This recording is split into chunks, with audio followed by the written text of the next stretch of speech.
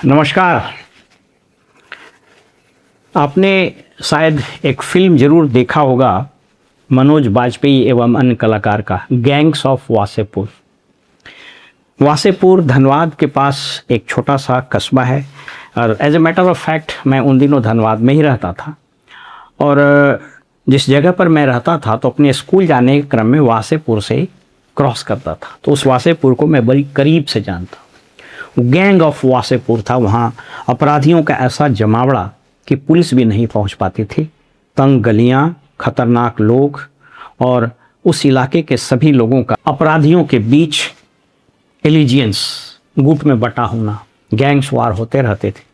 बहुत लोग मरे, बहुत लोग घायल हुए और उस पर वो फिल्म बनी। बिहार में अगर कोई फिल्म बने और उसका नाम दिया जाए गैंग्स ऑफ सचिवालय तो बड़ा दिलचस्प होगा। और एक पैरेलल भी आप ड्रॉ कर सकते हैं कि कैसे गैंग्स ऑफ वासेपुर और गैंग्स ऑफ सचिवालय में क्या समानता है। बिहार का सचिवालय, चाहे वो विकास भवन हो, विश्वेश्वरैया भवन हो या ओल्ड सेक्रेटेरिएट हो या मुख्यमंत्री का सचिवालय ही क्यों न हो, ये सभी गैंग्स ऑफ सचिवालय के ही एक अंग है। ये सभी गैंग हैं। और आप देखिए दिलचस्प बात कि हर विभाग ने अपने लिए बिल्डिंग अलग बना ली। कृषि भवन अलग, श्रम भवन अलग, विद्युत भवन अलग, वित्त भवन अलग, शिक्षा भवन अलग। ये सब क्या है? ये उस गैंग के स्प्लिंटर ग्रुप हैं।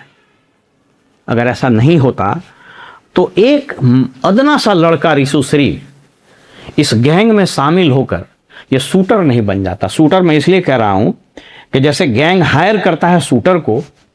आपने मनिया सुरवे, एक फिल्म थी, उस फिल्म का टाइटल मैं भूल रहा हूं।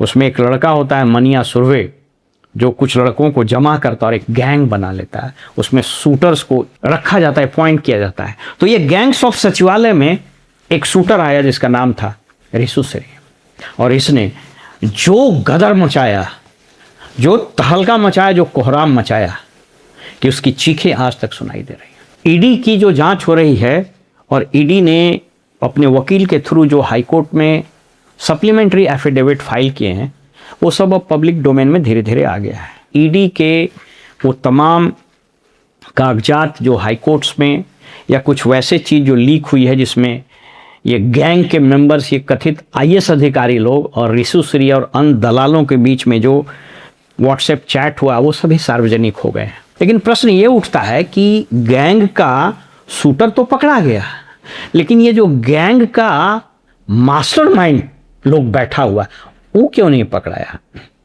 मुमुक्षु चौधरी एक प्रमोटेड आईएएस था, उसको अपने जेल में भेज दिया, बहुत अच्छी बात है। तारनी दास नाम का इंजीनियर जो भवन निर्माण विभाग में एक छत्र राज चलाता था, क्या वो अकेले दम पर चला लेता था? एग्जीक्यूटिव इंजीनियर और चीफ इंजीनियर की इतनी औकात है कि ये सारा खेल अपने दम पर कर ले? तत्कालीन उस विभाग के जो मंत्री और अधिकारी लोग थे वो लोग कहाँ हैं? उन लोग को क्यों नहीं पकड़ा? उन लोग पर एफआईआर क्यों नहीं हुआ? उस चैट में जिस संजीव हंस का नाम आया, फिर संतोष मल का नाम आया, और लोगों के नाम आए, योगेश सागर और अभिलाषा शर्मा, तो इन लोगों को अभी तक जेल क्यों नहीं भेजा गया? अभी इन लोग निलंबित भी नहीं हुआ। उसमें जो मेन किंग पिन है, जो आज भी शासन शीर्ष पर बैठे हुए आदमी के इर्द गिर्द देखा जा रहा है, उस पर कार्रवाई क्यों नहीं है? उसको अभी तक क्यों नहीं हटाया गया? मुझको कुछ लोगों ने बताया कि एक जो गैंग का डॉन है जो एक विभाग में कई साल रहा, 2 से अधिक बार रहा, वो हो माफिया सचिवालय का, गैंग्स ऑफ सचिवालय का एक डॉन, जिसका नाम भी आया, जिसका रेफरेंस भी आया, और उसको जग जाहिर है, सब लोग जानता है। सचिवालय के नीचे जो गुंजा बेचता है ना, जो मक्का बेचता है ना, जो फल बेचता है, उसको भी मालूम है उसका रेट क्या था। उन्हें आज तक निलंबित हुआ ना, आज तक गिरफ्तार हुआ। मुझको कुछ लोगों ने बताया कि ये लोग तो फिर से वापस आ गए, ऑफिस में बैठ रहे हैं और बड़े इत्मीनान दिखते हैं। तो इस संबंध में बहुत लोगों से बात हुई। मुझको उन लोगों ने बताया कि सर लगता है ये लोग दिल्ली गए थे और मामला सेट हो गया है। और अगर ऐसा हो भी गया होगा तो किसी को आश्चर्य नहीं। याद कीजिए, मैंने पहले ही वीडियो में बोला था इस मामले में कुछ होगा नहीं। 2-4-5 वो छोटा मुर्गा को पकड़ेगा, छोटे शूटर्स को धरेगा, उसको बंद करेगा और कहा कि कहेगा कि हम गैंग्स ऑफ सचिवालय को ख़त्म कर दिया। लेकिन वो गैंग फिर नए शूटर हायर करेगा, क्योंकि शूटर की कमी थोड़ी है। रिशुश्री भीतर जाएगा तो XYZ श्री आ जाएगा, कमी है क्या? सचिवालय में तो घूम ही रहा है ऐसा सारी सुसरी। एक एक बुलावे 14 पावे, घर के कन्या मंगल गावे। एक को बुलाइए 100 आ जाएगा, क्या फर्क पड़ता है? और ये लोगों को पता है कि कौन चीज हो जाएगा। इस देश की कानून, इस देश की न्यायिक व्यवस्था में अगर आपके पास 10-15 करोड़ रुपया है, आपने लूटपाट करके जमा कर लिया, तो 1 करोड़ रुपया किनारे रख दीजिए। 1 करोड़ रुपया 25 साल 30 साल केस लड़ने के लिए काफी है। डेट लेते रहिएगा, कुछ नहीं होगा, किसी को कुछ नहीं होगा। इसलिए मैंने कहा कि ये जो गैंग्स ऑफ सचिवालय है वो आज भी इंटैक्ट है, कल भी इंटैक्ट था और कल भी इंटैक्ट रहेगा। क्यों? क्योंकि जो लोग पकड़ा रहे हैं ना, ये छोटे मोटे शूटर हैं। जो मेन बॉस है वो तो वहीं बैठा हुआ है। ईडी के द्वारा जो दायर किया गया सप्लीमेंट्री एफिडेविट, उसको मैं सरसरी निगाह से पढ़ रहा था। उसको पढ़ने के बाद मुझे यह टाइटल लगा कि ये इंट्रोडक्टरी वीडियो के रूप में जरूर बताना चाहिए। लेकिन उसको अगर आप पढ़िएगा तो आपको लगेगा कि ये संजीव हंस, गुलाब यादव, सुनील सिन्हा, संजीव हंस के रिश्तेदार और कुछ लोगों का अभी वही एपिसोड हम पढ़ रहे हैं। तो उसको पढ़ने के बाद लगता था कि ये यूपीएससी ने ऐसे लोगों को आईएएस बनाया कैसे? ये कौन सी ताकतें थी जो इसको निर्भीक होकर ये धंधा करने के लिए उकसा रहा था या ताकत देता था? मैंने मेरी समझ से परे है कि कोई भी ऑफिसर आदमी इस तरह का धंधा में कैसे इन्वॉल्व हो सकता है, जो वर्चुअली एक्सटॉर्शन, सेक्स रैकेट और मतलब आप कोई भी अपराध का नाम ले लीजिए, वो सब किया उसने और इतने दिनों तक बना। मजेदार बात है कि जेल से बाहर निकला फिर निलंबन मुक्त हो गया। जबकि ऑल इंडिया सर्विसेज रूल में ये प्रोविजन है कि ठीक है, जेल से निकलने के बाद उसको आपको निलंबन मुक्त करना पड़ेगा, लेकिन उसके बाद सरकार आरोप की गंभीरता को देखते उसको फिर से निलंबित कर देते। फिर से क्यों नहीं निलंबित हुआ? ऐसे में राजू एक अफसर था, कितने घोटाले उसने किए उसकी गिनती नहीं, निलंबित रहा। फिर आईएएस लॉबी ने उसको रिटायरमेंट के 1 दिन पहले सस्पेंशन से रिलीज कर दिया, वो रिटायर कर गया, सारा रिटायरमेंट बेनिफिट स्कीम ले लिया, केस लड़ते रहेगा। वैसे ही लोग का होगा। ये 2 छोटा अफसर आईएएस को, ज्वाइंट सेक्रेटरी लेवल को, उसको पकड़ के आप भीतर सस्पेंड कर दिए, वो अभी जेल भी नहीं गया। तो ये मल साहब और फलाना साहब, 1-2 और जो साहब का नाम अभी तो प्रिलिमिनरी आ रहा है। तो इसका 2 ही मतलब हो सकता है। एक, यदि मैं सही हूं तो ईडी का यह इन्वेस्टिगेशन वह यूं ही घूमता रहेगा, समय बाय करेगा और वन फाइन मॉर्निंग जैसे के सेंथिल कुमार को क्लीन चिट दे दिया, वैसे इसको भी क्लीन चिट दे देगा, क्लोजर रिपोर्ट लगा दे और एक छोटा सा न्यूज निकलेगा कि रिशु श्री के मामले में ईडी ने क्लोजर रिपोर्ट लगाया। 2 लाइन का निकलेगा। पब्लिक का मेमोरी शॉर्ट होता है, पब्लिक मेमोरी शॉर्ट होता है, उस क्लोजर रिपोर्ट को देखेगा और भूल जाएगा।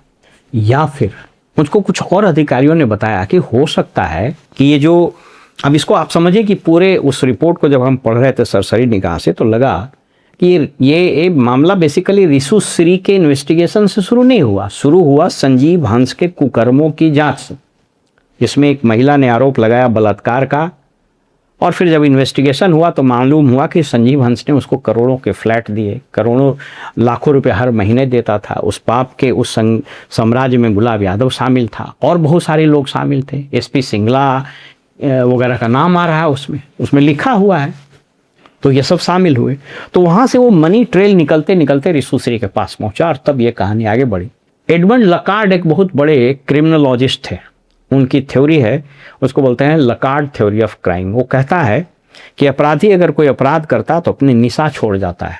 इन्वेस्टिगेटिंग एजेंसी की कुवत, काबिलियत और उसके कर्मठता पर डिपेंड करता है कि उस एविडेंस को कलेक्ट करके उसको लॉजिकली कंक्लूड कर दे। तो ईडी जैसे जैसे बढ़ने लगी तो ये तार रिशु श्री से जुटा। रिशु श्री से जुटने के बाद ये योगेश सागर, अभिलाषा शर्मा, संतोष मल और आनंद किशोर वगैरह सबका नाम आया है, उसमें दिया हुआ है, मैं अपने मन से नहीं बोल रहा हूँ। ऐसे ऐसे लोगों के नाम है जो कि होश उड़ जाएंगे।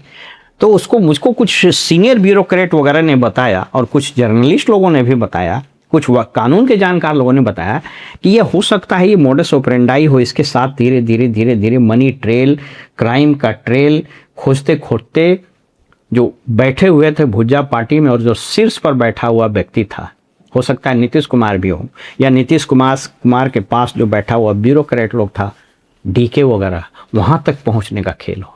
क्योंकि वहाँ तक पहुँच करके, और भारतीय जनता पार्टी का एक मोडस ऑपरेंडाई है, यहाँ तक पहुँच करके गला दबाना नहीं है, मारना नहीं, मार जाएगा कहानी खत्म हो जाएगा, दबा करके रखे रहना।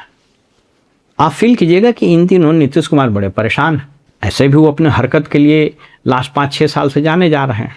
परसों की संभवतः एक घटना है, एक आदमी से मिलने गए, गाड़ी से भी नहीं उतरे, बोले कि आइए ना सर, बोले नहीं आपको देखने आए तो प्रणाम करके जा रहे हैं। कुछ लोग बोल रहे हैं कि ये परेशानी, ये अजीबोगरीब हरकत उनके मानसिक अस्वस्थता के कारण भी हो रहे होंगे, लेकिन हो सकता है वो बेचैनी के कारण भी हो रहे हैं, क्योंकि दबाव तो बहुत तरफ से आ रहा है। इनके बेटे का भी कलई खुल गया, इनके प्रवक्ता लोग कूद कूद के बोल रहे थे कि इंजीनियर है, मालूम हो 12वां पास, तो इस तो राज्य का दुर्भाग्य है।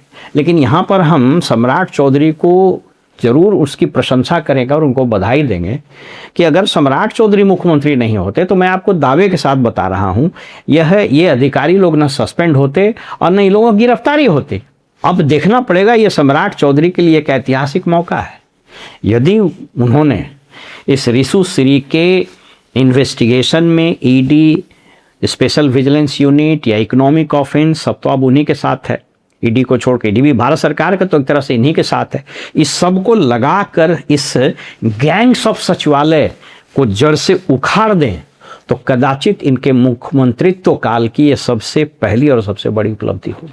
लेकिन यदि ऐसा नहीं हुआ तो इनका भी हश्र वही होगा जो नीतीश कुमार का हुआ, क्योंकि अभी भी कुछ गैंग ऑफ सचिवालय के जो शूटर्स हैं, शूटर्स जब हम बोल रहे हैं तो वो अधिकारी भी हो सकता है, आईएएस अधिकारी खास करके, और ये रिशु सरीखे शूटर्स वो आसपास अभी भी दिखते हैं। तो अगर आपने इन लोगों को जड़ से उखाड़ दिया तो इतिहास आपको एक सबल, सक्षम और कामयाब मुख्यमंत्री के रूप में याद करेगा। लेकिन अगर ऐसा आप नहीं किए तो आपका भी वही हश्र होगा जो नीतीश कुमार का इस सचिवालय के गैंगस्टरों ने किया है। तो अभी गैंग ऑफ सचिवालय का पहला एपिसोड मैंने दिया है, मेरे दूसरे, तीसरे, चौथे, 5वें एपिसोड का इंतजार कीजिए और तब तक हमें दीजिए आज्ञा। नमस्कार।